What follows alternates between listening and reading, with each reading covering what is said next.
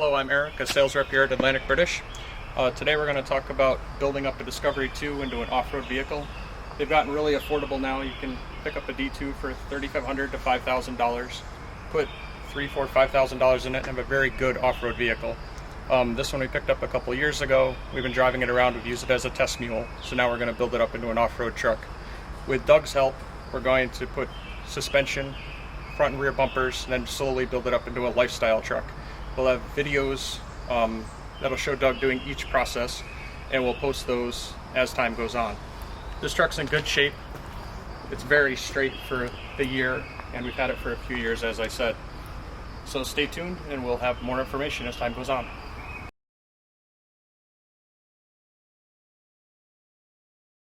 I'm Doug, your tech support representative here at Atlantic British, and as Eric explained earlier on the intro, what we're going to do is show you how you can take a good solid Discovery 2 stock form and within a decent, a very affordable amount of money, basically build yourself a very capable 4x4. So what we're going to start with is a suspension upgrade using the Terrafirma 2-inch lift kit, the springs, the shocks, a new front damper, the skeleton towers for the shock absorbers, and we'll show you why we're going to replace these during the course of the installation. A new set of isolators and new nuts, and that's what we're going to start with. And you'll see almost immediately how the upgrade and what that's going to do for the suspension on this vehicle. And we are going to continue on. We have a number of items we're going to be doing on this vehicle that'll show you at the very end that you're going to have basically a really nice off-road unit in a very affordable price range. So follow along with me, and I'm going to show you how to install all this in your vehicle. Alright, so what you see now is we have the D2 set up on the lift with the wheels off, jack stands under the front axle.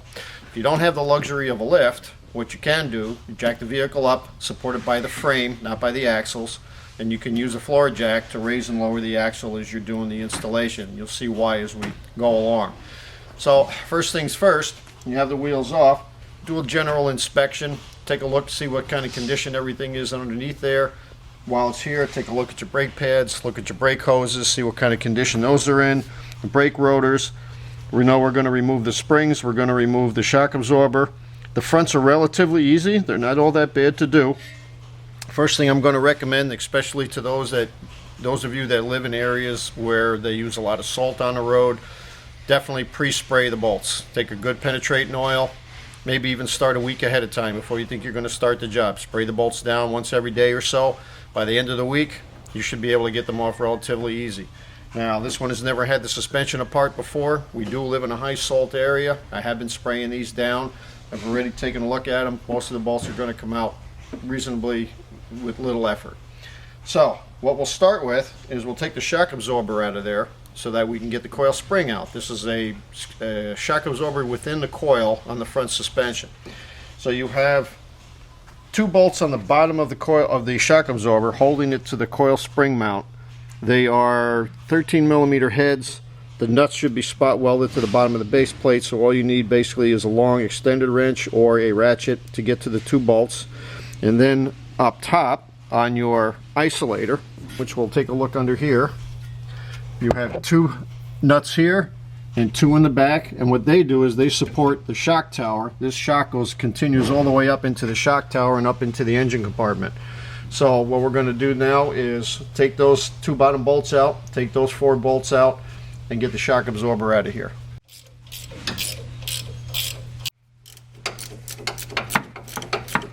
Alright, so now we've taken the four nuts off of the tower, the shock tower. We've taken the two bolts out of the bottom, so the shock basically is floating loose in there right now.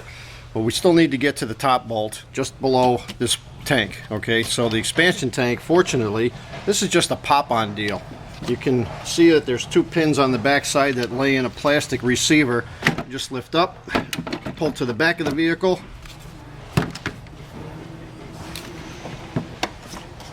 clear the hose, and you can actually just twist that up and out of the way.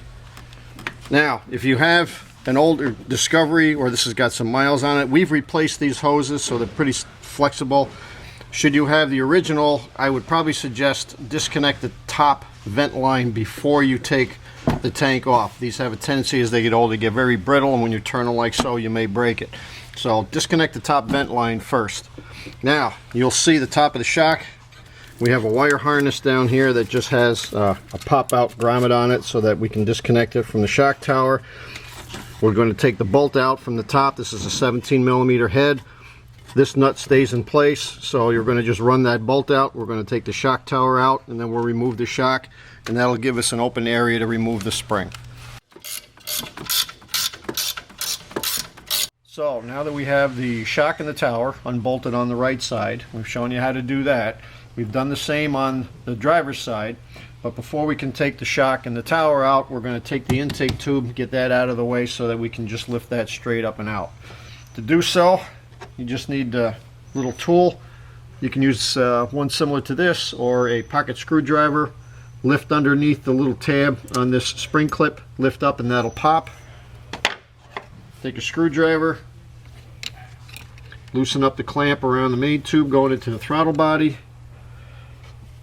You're going to squeeze the top of the connector here on the mass airflow sensor, and you can just use the screwdriver to walk it out a little bit. If it gives you a lot of tension, then you probably don't have it squeezed well enough. We don't want to break this connector.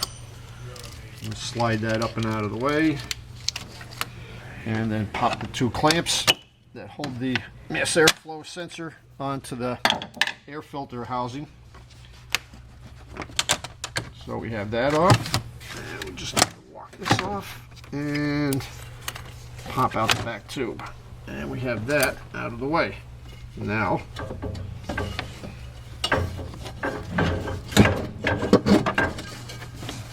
it'll take a little bit of wiggling and moving around, but this will come out of the top.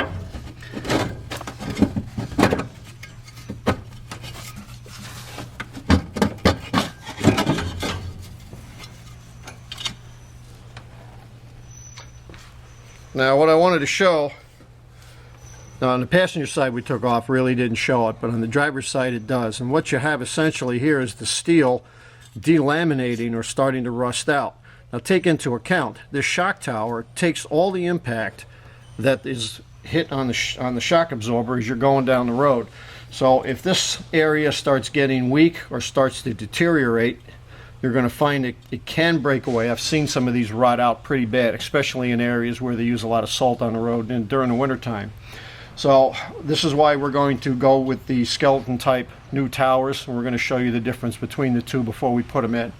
But this is essentially all you need to do right now. At this point, we're going to raise the vehicle.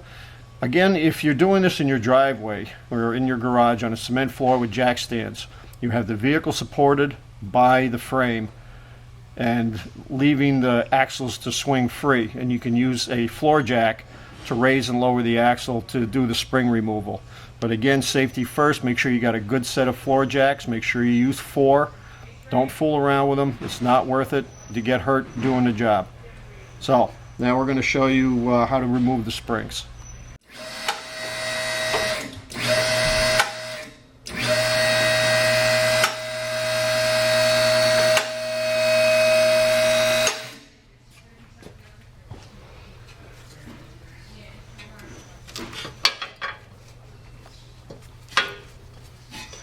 Now the base plate on the spring, they have a tendency to corrode together. It'll be a tight fit. You can just take a small hammer or a screwdriver, pry it off, give it a few taps, it'll break loose.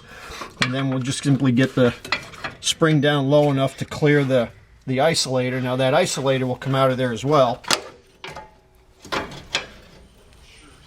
We'll have to knock that loose too.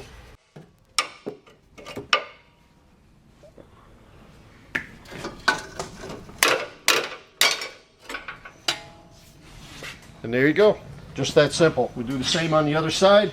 Springs are out. This would be a good time right now, being you have everything out. If you want to clean up around the frame and up around the wheel well, clear that out. Maybe throw a little paint on there to clean things up. Make it look nicer when you're done with the job. Also you can see that we've got enough play on the hoses where we're not causing any undue tension on the brake hoses and whatnot. Plenty of slack there. And we'll just slide this up and out of the way. So we'll do the same to the other side. And then we're going to show you how to put it all back together. Alright, so before we install these, we're going to give you a little side-by-side comparison. first starting with the shock tower, as we were explaining before, how in some cases you'll find as they start to corrode and they'll delaminate. This is the one that came out of the passenger side. It's not too bad, but we're going to replace it with the Terrafirma, what they call a skeleton tower. And you can see the difference immediately as far as the difference in the thickness of the base, how heavy the side plates are. You also get new top bolts for the mount of the shock absorber, and just in general is going to add a lot of strength to the front suspension. Of course, we have a new isolator. This is equivalent to the original. We also are going to replace with new nuts on that. Terrafirma coil spring, you can see the difference in the thickness of the coils themselves. You'll notice that the height is very much the same. It's very close. But because this is a much heavier spring, it's not going to compress as much when you put the weight of the vehicle on it, thus getting your lift. And then the shock absorbers themselves, you can see you got a heavier base than you do on the original. And this is something that happens with a lot of the originals that I take out. And you can see that the lower bushing is blown right out of this. So there's very little support. This should not be able to move, just like the one on the Terrafirma. This is in tight, it's not going to go anywhere. So all this is going to create a much better front end. It's going to give you some lift, it's going to give you some strength. It's definitely going to be an improvement on this vehicle. So let's show you how to put them in. Alright, so we're going to start with putting the springs back in the vehicle. If you noticed when we pulled the originals out, that one end of the spring has got a flat ground to the top. The other end is rounded and left with a sort of a stop halfway through. You'll see that with the replacements. One end you have a nice flat surface, other end we have a coil ending hole, and that bottom is going to sit on this plate that sits on the axle. This was here under the original, and right back here you'll feel a raised area of steel. That's where that bottom of the other spring is going to set to basically position it. Same with the other side. Alright, so the first thing we need to do before we put the spring in, we got to put the isolator in place. Now, we'll set this up, line up the holes so that it seats up in place. You can take a small locking pair of pliers and just clamp on one of the studs, and that'll hold it up in place. If you don't have one of these, a couple rubber bands will do just as well. Wrap a rubber band around the top of the stud, and that'll keep it from dropping down through the hole. Next, we're going to take our spring, and like I said, we're going to keep in mind where this sort of locating tab is. Slide that up into the isolator first. And we can push down on the axle to get enough room to slide this in. Line up that back tab with the bottom plate, and it's just going to sit loose.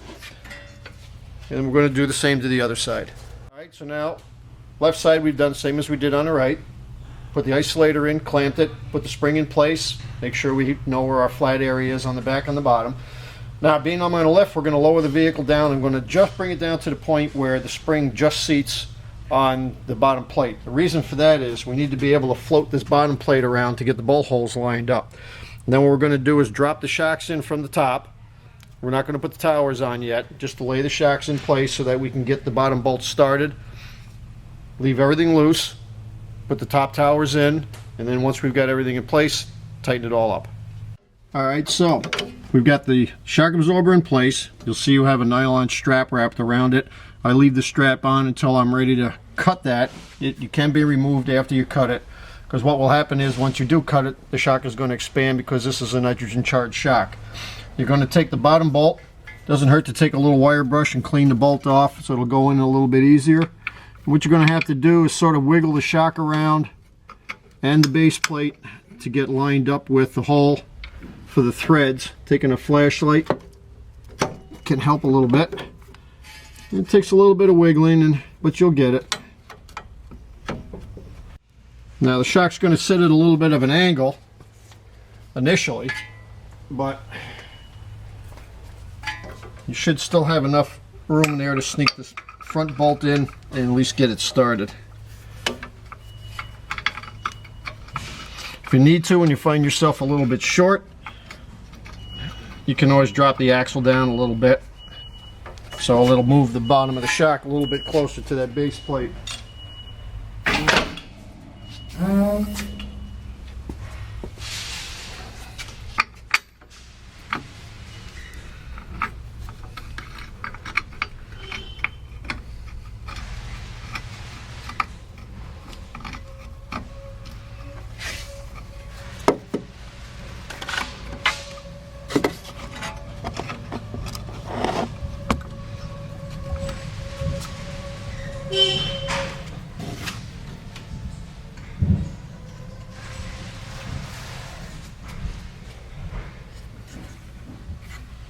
And then we'll just run those down a little bit with the wrench so that we can lock that in place. Alright, so we have the shock absorber in place. We've got the 2 bottom bolts in place, and they're in probably about halfway in. Like I said, we're going to leave them a little loose until we've got everything else in. We've cut the strap off. We've allowed the shock to rise. They don't have a real high charge on them, so if you need to, you want to just lift up on them, they'll go up. So now we have enough height so that we can get up top, and then we're going to put the upper skeleton cage on it, and from there then we can tighten everything down. And once that's done, we'll do the same to the opposite side. Alright, so now we're ready to put the top tower in. Now if you remember, when you took this apart, your bolt for the top of the shock ran parallel to the axle, side to side. So this is how we're going to install it. You can see the Terrafirma logo is going to be placed just so. We're going to drop that in from the top, right over the top of the shock.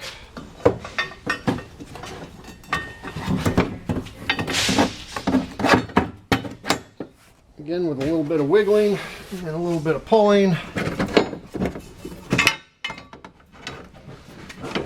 We've taken we took that little pair of pliers off the top of the studs.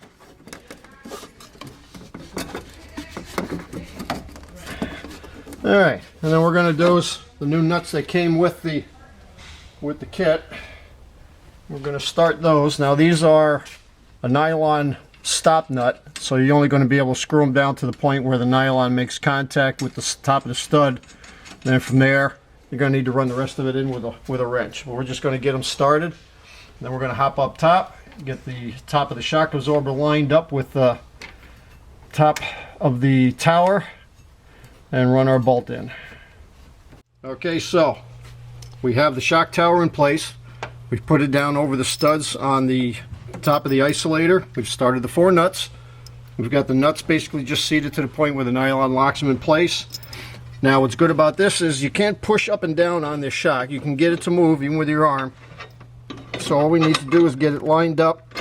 Now I know the original nut and bolt faced in, but it really makes no difference. And you're going to essentially need 2 3/4 inch wrenches to tighten this. One for the nut and one to hold the head of the bolt. And again, we're going to wait until we're done. Actually, the best thing for this is leave this bolt loose when we've set the vehicle down on the ground and it's seated in its neutral position. That's the time you should lock these down so that we're putting no undue stress on those bushings. And that's pretty much it. We're going to do the same to the other side, lock it all down. We'll put our intake boot back on just like we had taken it off, tighten the clamp, squeeze the spring clamp, hit the clips, and plug it back in. And essentially we'll have the fronts done. So then we're going to show you how to change over the rears, which are relatively a simple task. Alright, now that we got the fronts done, we're going to go back to the rears. What we're going to do is we're going to remove the caliper, and I'll explain why in a minute. To remove the caliper, you've got a top and bottom bolt. The original equipment bolts are going to be 12mm, but if you've done rear brakes and you've had the kits that give you the new bolts, more than likely they're going to be 13, so test your size first. By taking the caliper off, what we're going to do is let it hang so that we're taking the tension off. When we go to lower the rear axle to remove the springs, we don't have as much slack on these rear hoses as we did on the fronts. So we want to take the caliper off so we don't put any undue stress or possibly even break one of the rear hoses. We're also going to unclip the wheel speed sensor lead from the 2 yellow clips. We're going to pop that grommet out of the side of this bracket, and we're going to disconnect that electrical connector on the frame, and then that'll relieve any tension or possible damage you could do to the wheel speed sensor harness. Once we do that, then it's just a matter of we're going to lower the vehicle down on the jack stands. And again, if you're doing this with the vehicle on jack stands and you're using a floor jack, you're now going to basically put the floor jack underneath to support the axle.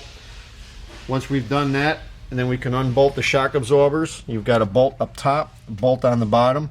The nuts are basically welded to the brackets, so you don't have to worry about a second wrench.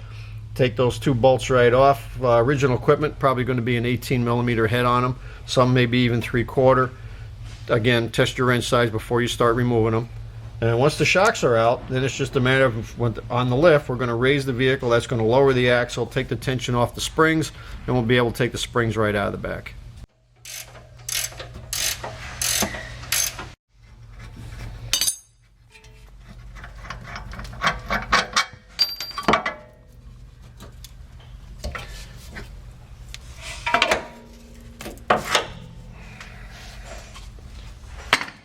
All right, so calipers removed.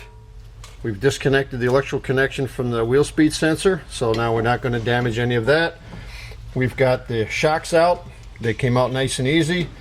A lot of that I like for the fact that if, as I mentioned earlier in the video, you start spraying the bolts down about a week ahead of time, by the time you get to the job, they usually come out much easier. So now we've unloaded the spring. You can see there's no tension here whatsoever. Now there's just a little bit of the spring that sits down below the lower mount. So essentially what we're going to do is we can spin this so that we have the lowest part of the spring towards us now, and then you can see just a long straight pry bar. These can be gotten from any tool supply store that you'll find. Just get right up underneath that spring. You can lift up a little bit and pry out. Don't worry about it. The spring is not heavily loaded right now at this point.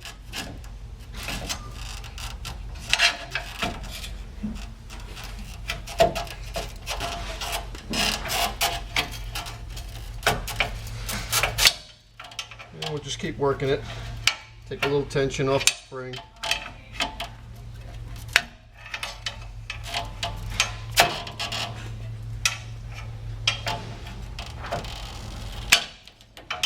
Got to get up and over. There's two mount bolts for that bottom plate. That's all. You're just trying to get up over the top of those two. Just like so. Now, once you have it out, remember there's a plate right here, a rubber mount. These usually stick on pretty well. They're not absolutely necessary when you put the Terrafirma springs in there, but if you can get the old one out, all this is a silencer. It has nothing to do with the actual function of the spring. It's just there to help eliminate the noise up top. You can basically do the same thing just by applying a line of grease around the top of the spring when you put it back in place.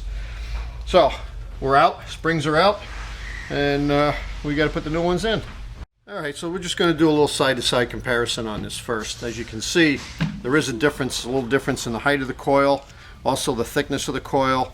Now, if you look closely, you'll see that the spacing between the coils gets progressively closer together as we get towards the top of the spring. And keep that in mind, and when you put the new springs in, that the coils that are closest together are going to be at the top. Now, we were able to get a screwdriver up underneath this isolator plate, which is nice, so if you can reuse it, that'll go over the replacement coil. You don't have to worry about getting it in tight. Once you load the spring in there, it'll seat, so that's not a problem. But this is what they call a progressive rate spring, so that as you compress the spring, the more you compress it, the more resistance it gives, instead of being a single rate spring which has even spacing all the way up. These will actually offer you a little bit smoother ride when the vehicle's unloaded, and when you really load it up, it's going to resist more, which is going to give you more height on the vehicle. Also on the shocks, you can see now you get a little bit more length, a little more throw on these shocks. And the base in the replacement, this is a little bit larger, not by much, but it is somewhat, so these are definitely a heavier duty. There's also the valving inside is different, where you've got a different amount of valves, which is better control in regard to the shock.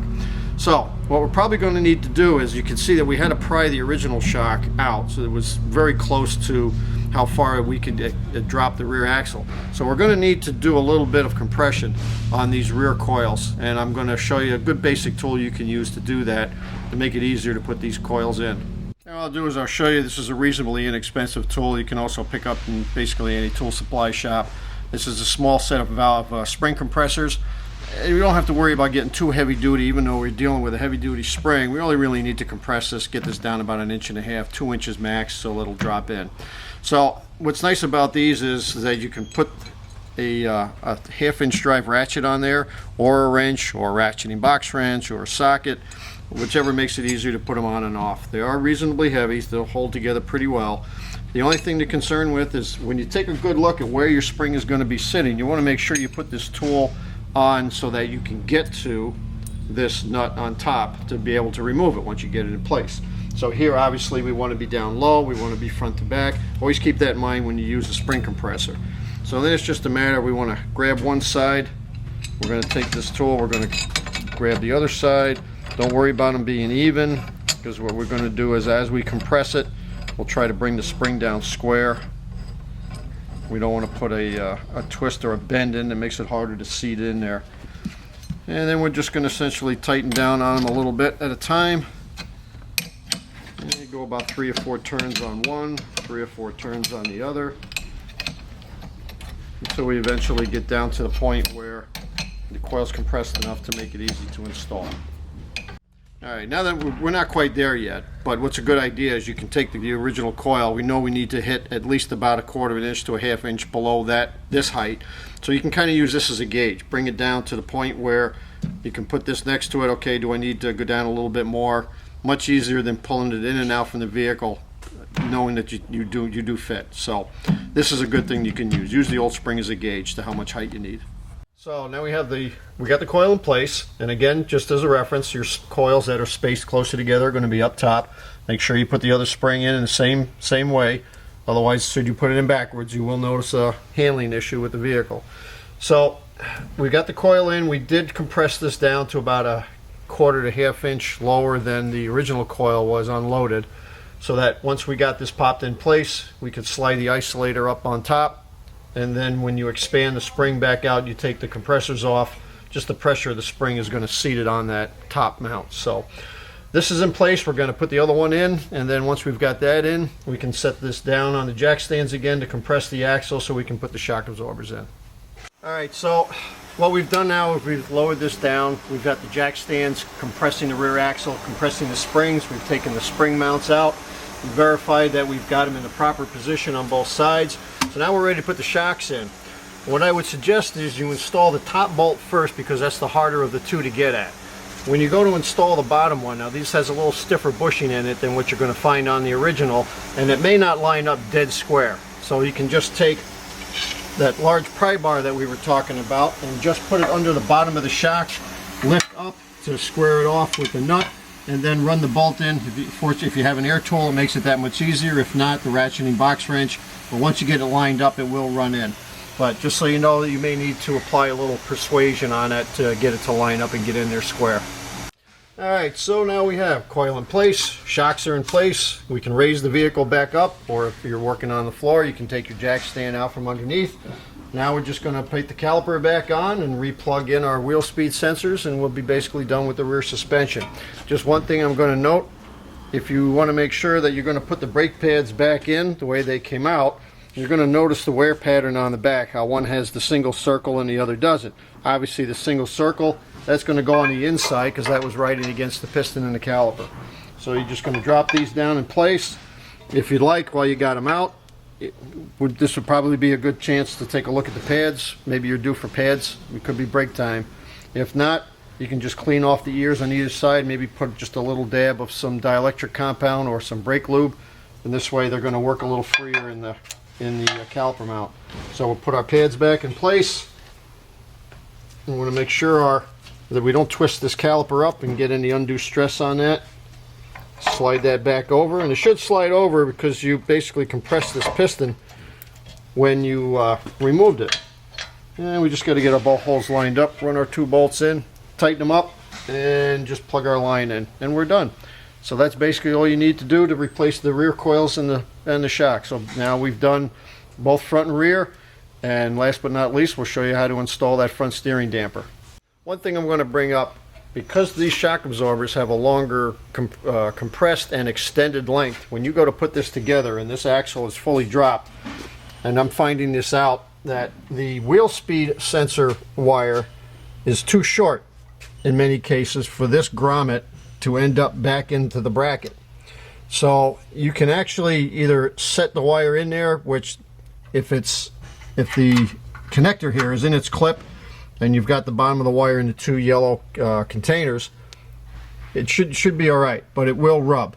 If you're more comfortable putting a grommet in there, you can essentially get a 6x9x11 grommet, take a razor blade, cut 1/2, you can wrap it around that cable and it will fit inside that bracket in the bottom of the bottom of the spring mount. So this way you have a grommet there to protect the wire. I'm pretty sure that it's going to hold very well, but it's just a matter of a little extra protection of the wiring. So last but not least, we get to the steering dampener. This is the Terrafirma replacement. You can see you got a dust shield over the upper shaft so that there's no damage done there. And if I put it up beside the original, you can see there's a sizable difference between the body of the Terrafirma and the original equipment. Now it doesn't make it that much stiffer, but it does offer a lot more control. Plus you've got a little heavier bushings on both ends. And the only thing that we need to do to replace that is simply take out your 2 end bolts, one here and one there, 15 millimeter on one side, 18 on the other. We're going to take them off with hand wrenches and be just that easy, just that quick. So let's put it in.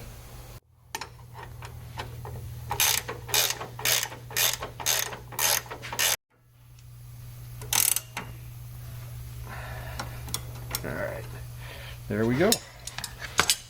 So that's it. Just get the 2 bolts in, get it good and tight. Double check your positioning. She looks pretty good. And now you've got a good heavy duty damper up front. So as you can see, just that easy, just that quick to install the steering dampener. So we've got step 1 of our T2 conversion set up. So when you're ready to change over and put this suspension in your Discovery 2, just give a call to Eric or any one of our knowledgeable salesmen at 1-800-533-2210. Thanks for watching.